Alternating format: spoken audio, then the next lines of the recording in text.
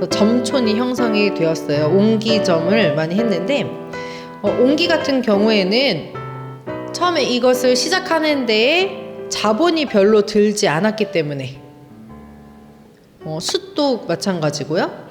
그리고 이러한 직업은 천한 직업이라서 사람들의 감시를 좀 피할 수가 있었다고 해요. 그리고 이제 처음에 시작할 때 자본은 별로 들지 않고 팔았을 때의 그 이문은 많이 남았기 때문에 그래서 이제 교우들이 옹기점을 굉장히 많이 했습니다. 그리고 옹기를 통해서 전교도 많이 했는데 옹기 속에다가 천주교 서적이나 성물을 넣어서 이렇게 팔러 다니면서 전교를 했다고 해요. 그래서 이제 옹기를 주면서 이 안에 있는 이거 보고 관심 있으면은 언제 어디로 와라 해서 모이는 사람들에게 교리를 가르쳐 주었다고 해요. 그리고 이렇게 옹기나 수치나 이런 것들을 행상을 다니면서 교회 소식도 좀 알아보고 성사 일정이 언제 있는지 그런 것들을 다 전달해주고 박해 상황은 지금 어떠한가 이런 것들을 알아볼 수가 있었다고 합니다. 그리고 점촌이 있는 그런 교우촌 같은 경우에는 옹기가 이게 사이즈가 다양하잖아요. 굉장히 큰 독도 있고 그런 큰 독에다가는 서양 신부님들이 그 안에 들어가서 숨었다고도 합니다. 그래서 낮 동안에는 이 옹기 안에 들어가서 숨어 있고 밤중에 나와서 이제 미사해주고 그런 신부님들도 굉장히 힘든 그런 피난 생활을 하셨어요. 그리고 숯도 팔았는데 그래서 숯은 이렇게 불렀대요. 숯쟁이 또는 산판꾼. 이게 다 이제 그런 일을 하는 사람들의 천하게 낮추어 부르는 용어였어요. 그 왜 약초꾼들을 10만이라고 하잖아요. 그 10만이도 사실은 그들의 직업을 천하게 낮추어 부르는 말이거든요. 근데 우리 교우들이 그런 약초꾼으로서도 이렇게 생계를 이어갔고 또 이제 숯을 팔고 또 여러 가지 행상을 할 수 있는 그런 일들로 생계를 이어갔습니다. 그런데 이렇게 행상을 하면서 전교를 했다는 걸 보면은 정말 우리 교우들이 먹고 사는 문제도 참 중요한데 그 안에서도 어떻게든 신앙과 연결하려고 했다는 것이 저는 좀 인상적이에요. 특히 이제 강원도 쪽에 옹기점, 그 옹기 가마가 있는 교우촌이 많이 발견이 되었다고 합니다. 그런데 이런 교우촌의 생활이 집은 아까 그 소학골의 그 집 같은 그런 집이 아니에요. 이제 거기는 이렇게 모형을 만들어 놓은 거지만 실제로는 정말 움막이었다고 합니다. 어떻게 생겼는지 상상 가지도 않을 정도로 왜냐하면 언제든 또 이곳을 떠날 수 있어야 됐기 때문에 번듯하게 집을 지어놓고 살지 못했어요. 그럴 만한 어떤 뭐 그런 자재나 이런 게 있는 것도 아니었고 작은 정말 움막 그러면은 겨울엔 또 얼마나 추웠겠어요. 정말 그런 고통스러운 교우촌 생활이었습니다. 그리고 먹을 것이 없었죠. 조밥, 죽, 물, 산나물 정말 풀뿌리. 근데 한겨울에는 땅이 얼어서 이런 풀뿌리조차 없었다고 합니다. 그리고 흙도 먹었다고 해요. 그때 이제 흙 중에서도 먹을 수 있는 흙의 종류들이 좀 있었다고 해요. 지역에 따라서. 어떤 거는 좀 단맛도 나고 어떤 것은 뭐 그래서 그런 흙을 이제 조밥이나 이런 데 섞어서 먹거나 그리고 함경남도에 근피골이라는 교우촌이 있었대요. 근피골. 근데 그 이름이 어디서 유래가 됐냐면은 촉은 목피로 연명을 했기 때문에 금피골이었다고 그렇게 불렸다고 해요. 그래서 얼마나 이 교우들이 정말 먹고 살기 힘들었는지 그 교우촌의 이름에까지 그렇게 붙게 되었습니다. 그런데 이 교우촌의 모습이 실제로는 정말 우리 성경에서 보는 초기 그리스도교의 이 공동체, 교회의 모습이었다고 해요. 이들은 공동 생산과 공동 분배를 했습니다. 교우들이 담배 농사나 화전이나 숯막을 했던 이유도 공동 일이, 공동 작업이 가능한 일들이었기 때문이라고 해요. 그래서 삶의 터전을 함께 이루어가는 그런 초대 교회의 모습이었습니다. 모든 것을 함께 나누고, 그리고 이 삶이 어렵지만 더 어려운 이들, 특히 고아나 과부를 많이 도와주었고, 궁핍한 생활이지만 협동해서 애덕을 실천하고, 거기 보면 프린트물을 보시면 흉년에도 아사자가 없었다라고 나와 있는데, 실제로 조선에 굉장히 심각한 기근이 1814년에 들었다고 해요. 이따 의뢰박해하고도 연관이 있는데요. 이 1814년에 굉장히 극심한 기근에 길에서 죽는 사람이 그렇게 많았다고 합니다. 근데 이 사람들이 다 아사한 사람들이었어요. 그런데 너무나 놀랍게도 교우촌에서는 아사한 사람이 없었다고 해요. 정말 먹을 게 없는데도, 네, 정말 모든 것을 다 나누어 먹었기 때문에, 그런 애덕을 실천했기 때문에 가능한 일이었습니다. 그래서 달래 한국천주교회사에는 이렇게 나왔어요. 모든 이가 그 가난한 가운데서도 아무것도 없는 형제들에게 도움을 베풀 줄 알았고, 과부와 고아들을 거두어 주니 이 불행한 시절보다 우애가 더 깊었던 일은 일찍이 없었다고 할 수 있다. 이 일을 목격한 노인들은 그때에는 모든 재산이 정말 공동으로 쓰였다고 말한다. 굉장히 뭔가 낯익은 구절이죠. 우리가 사도행전에서 확인할 수 있는 초대 교회 공동체의 모습이에요. 그래서 우리 교우촌은 이제 초대 교회와 많이 닮아 있다라고 이야기합니다. 이 교우촌을 또 하나의 공동체다 보니까 아무래도 그 중심에서 교우촌을 이끌어 가야 하는 그런 역할도 필요했어요. 그것이 바로 회장이었습니다. 그래서 교우촌 공동체는 회장을 중심으로 해서 공동생활을 했는데요. 이 회장은 성직자가 없는 시기, 그리고 성직자가 있고 활동하는 그런 시기에도 굉장히 그 역할이 중요했습니다. 회장의 역할이 무엇이 있나 이렇게 보면요. 이제 교우촌의 생활과 기도, 교리 등 모든 것의 중심을 갖고 운영을 했습니다. 그리고 회장들은 성직자의 협력자였어요. 성직자가 지금처럼 교우촌에 한 명씩 이렇게 있는 게 아니었기 때문에 성직자를 대신해서 공소의 모든 일을 관리하는 그런 역할을 했습니다. 그리고 이제 성직자가 우리 교우촌에 오신다라고 했을 때에 그 준비를 맡아서 하는 역할을 했고요. 또 성직자와 교우들 사이에 중개자 역할을 했습니다.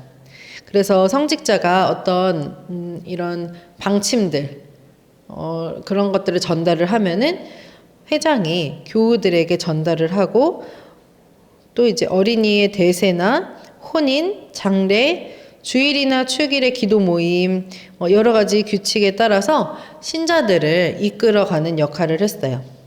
그리고 교리와 한글을 가르치는 그런 선생님의 역할도 했고요. 회장은 교회에서 운영하는 실질적인 모든 그런 책임자였습니다. 회장에 대한 또 우리 교회의 어떤 소중한 그 자료라고 하면 회장 규조가 있어요. 회장 규조는 회장의 본분과 위치, 회장 선출에 대한 규칙, 그 책임, 그리고 신부님에 대한 본분과 신자들에 대한 본분, 그리고 비신자들에 대한 본분, 이러한 내용들을 다루고 있는데요. 이제 그 회장의 역할에 따라서 자세하게 설명을 하고 있는 책입니다. 그래서 이 내용에는 신자들을 구령하는 것, 전교, 또 병자를 돌보고 유아 대세를 주고 또 사목 방문을 준비하거나 공소 모든 일을 하는 것에 대한 그러한 책이 바로 회장 규조예요. 그래서 회장 규조에는 회장에 대한 신자들의 의무도 규정을 하고 있다고 합니다. 그러니까 회장이 하는 역할에 대한 설명과 우리가 회장을 어떻게 따라야 하는가에 대한 설명도 있는데 이렇게 나와 있다고 해요. 회장은 신부를 대신해서 신자들의 영혼을 구하려고 노력하는 사람이기 때문에 교우들은 마땅히 회장을 공경해야 한다. 그리고 회장이 경제적으로 어려우면 도와주고 위험에 처하지 않도록 보호할 의무가 신자들에게 있다라고 합니다. 그러니까 회장도 신자들의 이 협조를 믿고 활동을 하는 그런 사람들이었어요. 그리고 회장은 사실 아무나 시킬 수도 없잖아요. 그래서 교우들의 어떤 모범이 될 만한 인물이 되어야 됐죠. 그래서 회장이 되기 위해서는 착한 표양과 좋은 명성이 있어야 됐대요. 그리고 교리를 분명하게 알아야 됐고 그것을 열심히 실천해야 됐습니다. 이 회장의 소임을 잘 하기 위한 덕목이 있었대요. 무슨 덕목이 있냐면은 예수님을 간절히 사랑할 것, 인내의 덕을 지닐 것, 정결한 덕을 보존할 것 등등 그러한 덕목이 또 요구가 되었다고 합니다. 그래서 회장들은 그들의 신앙을 중심으로 이제 나눔의 삶, 형제의 삶을 살면서 신자들의 이 공동체가 정말 하느님의 공동체가 될 수 있도록 이끄는 역할을 했어요. 그래서 이 책임감이 굉장히 막중했겠죠. 박해시대의 교우촌 회장들은 일상 안에서 이 그리스도인의 본분을 정말 확실히 철저하게 지켰고 또 부지런하게 노력하는 삶을 살았다고 합니다. 굉장히 이제 어려운 역할이었어요. 그래서 이제 정말 신부님들이 계시지 않기 때문에 이 교회에 대한 사랑과 책임과 열성으로 일을 하는 그런 분들이 회장님들이었습니다.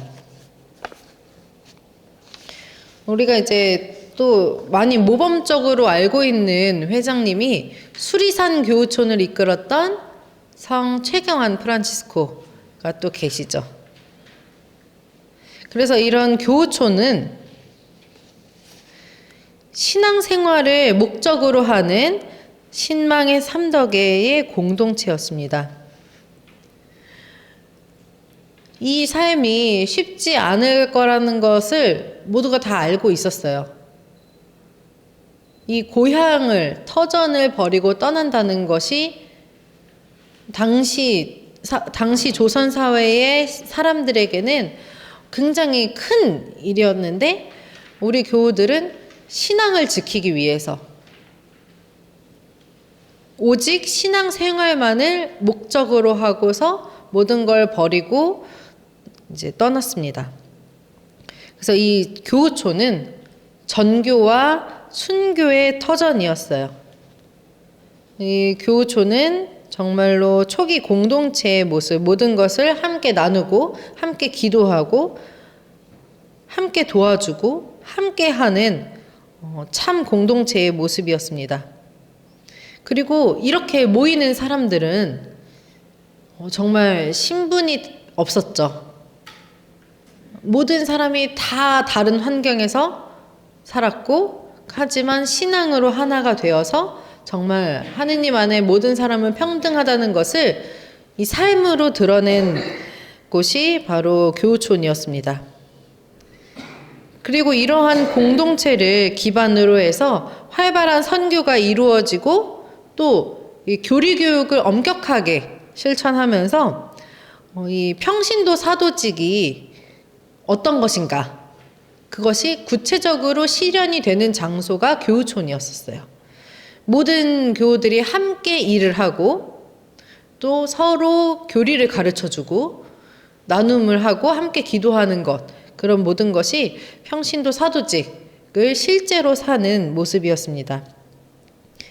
그러한 열심한 삶은 교회를 성장하게 했어요. 그래서 교우촌은 한국 천주교의 발전과 성장의 근간이 되는 장소였습니다.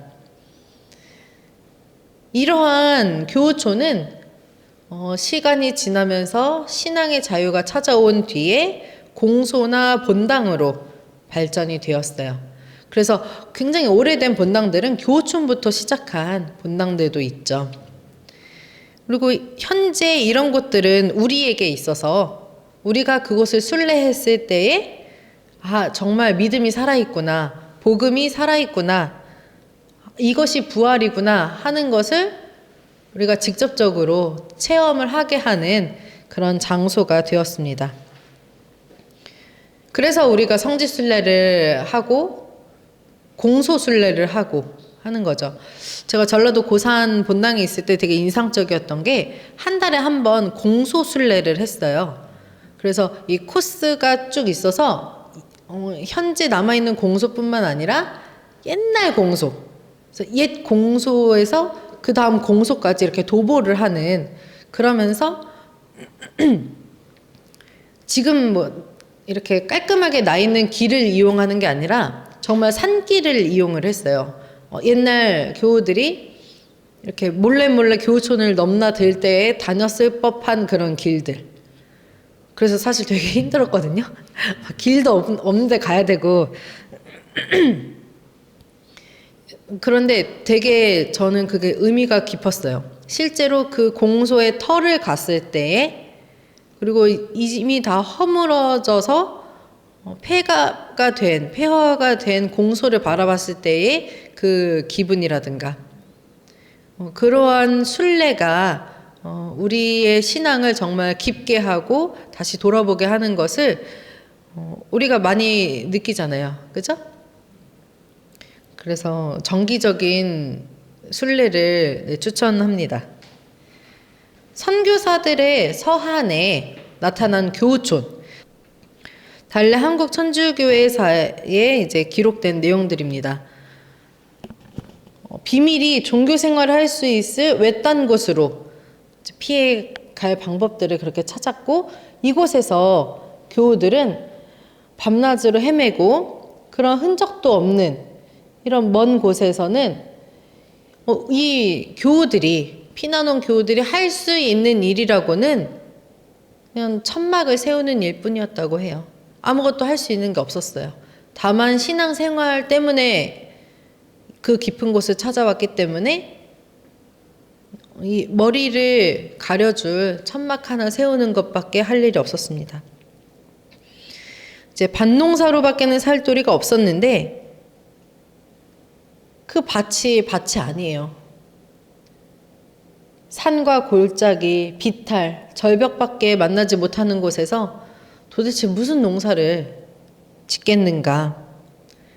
그래서 약간의 조, 밀, 약간의 야채, 주로 담배, 이런 것들이 유일한 산물이었다라고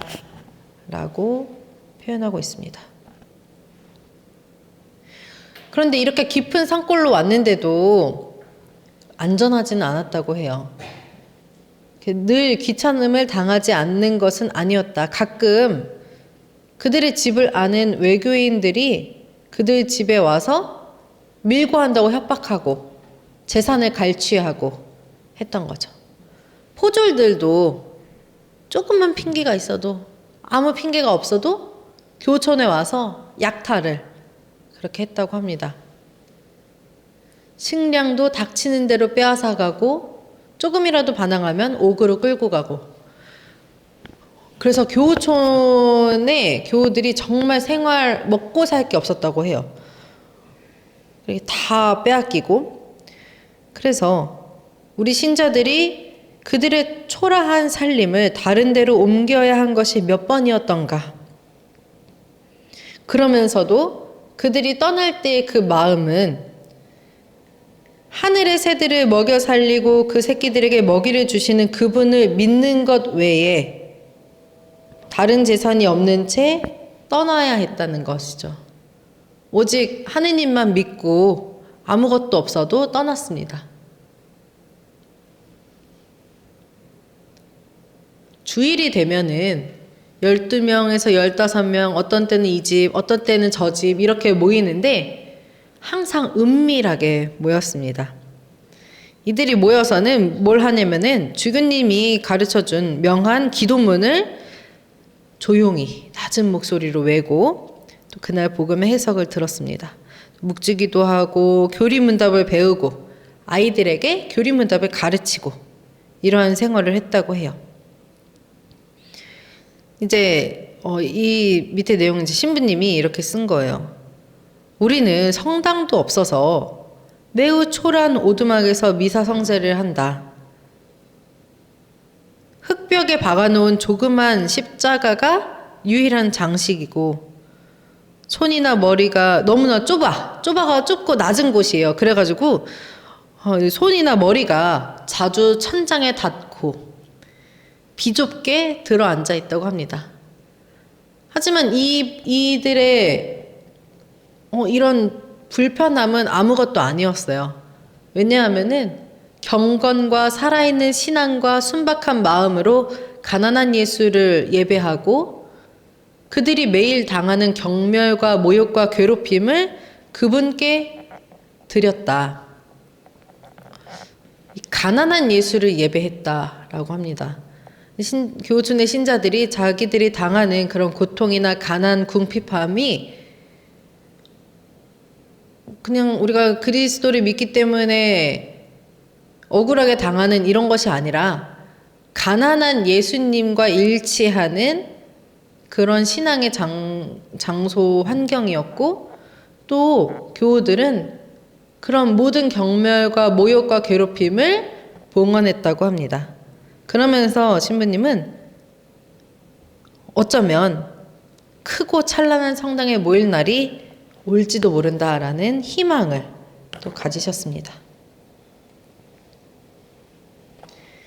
이제 보두네 신부님이 1889년, 조금 뒤의 일이죠. 1889년에 보두네 신부님이 쓰신 편지에는 이러한 내용이 나와 있어요. 그 중에서 뛰어난 미덕은 그들 서로가 사랑과 정성을 베푸는 일입니다. 이 공소를 보면은 마치 제가 초대 교회에 와 있는 듯 합니다. 사도행전을 보면은 그들은 이렇게 함께 나누는 것 외에는 아무것도 바라지 않는데 이곳의 예비 신자들도 이 사도행전의 사도들, 초대 교회 공동체 신자들, 그리고 이 공소의 선배 형제들을 그 표양을 본받고 있습니다. 라고 편지를 쓰고 있습니다. 그래서 이 교우촌을 살펴보면서 우리가 느낄 수 있는 것은 이 교우들이 서로 함께 살아가는 것, 그리고 함께 거룩해지는 것, 그것이 바로 교우촌 영성이고 지금 이 현대 사회를 살아가는 우리가 교우촌의 그 생활들을 묵상을 할 때에 배울 수 있는 점들, 그리고 우리 현대를 살아가는 우리에게 필요한 영성이 아닐까. 사실 이 개인주의가 많이 더욱 더 심해지고 있잖아요. 이 코로나 이후에 더 심해진 것 같아요, 사실은. 이 시대에 더불어 살아간다는 것이 많이 사라지고 있어요. 뭐 품앗이 이런 거 우리 옛날에 그런 것들, 그리고 저는 어릴 때 기억에 이제 저는 서울에서 자랐는데도 동네에서 어릴 때 왜 결혼 전에 그걸 뭐라고 하죠? 결혼 전에 그 집에 가서 밤중에 그 오징어 가면 쓰고 그거 뭐라고 하더라고. 네네네. 저 어릴 때 되게 재밌게 봤던 기억이 나거든요. 그게 서울 동네에서도 밤에 했었어요. 근데 요즘 같은 때 그런 거 하면 뭐라 그래요? 시끄럽다 그러죠. 뭐 요즘에는 이제 밤 늦은 시간이면 무조건 물론 이제 그 조용히 해야 되는 건 예의상 맞지만 그러한 어떤 이웃의 경조사를 함께 기뻐하고 뭐 이런 것이 지금은 많이 사라졌어요. 그러한 그 조금 전통적인 어떤 나눔에 대한 그런 행사도 많이 사라지게 되고 일단 마음에서도 우리가 너무 많이 여유가 없어요.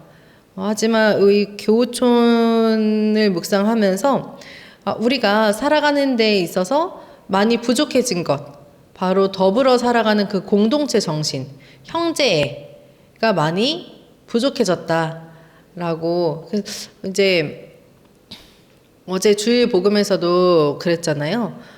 너희가 이제 자기를 사랑하는 이들만 사랑한다면은, 그리고 자기 형제에게만 인사한다면은, 그게 어떻게 하느님의 자녀냐, 이렇게 말씀하시잖아요.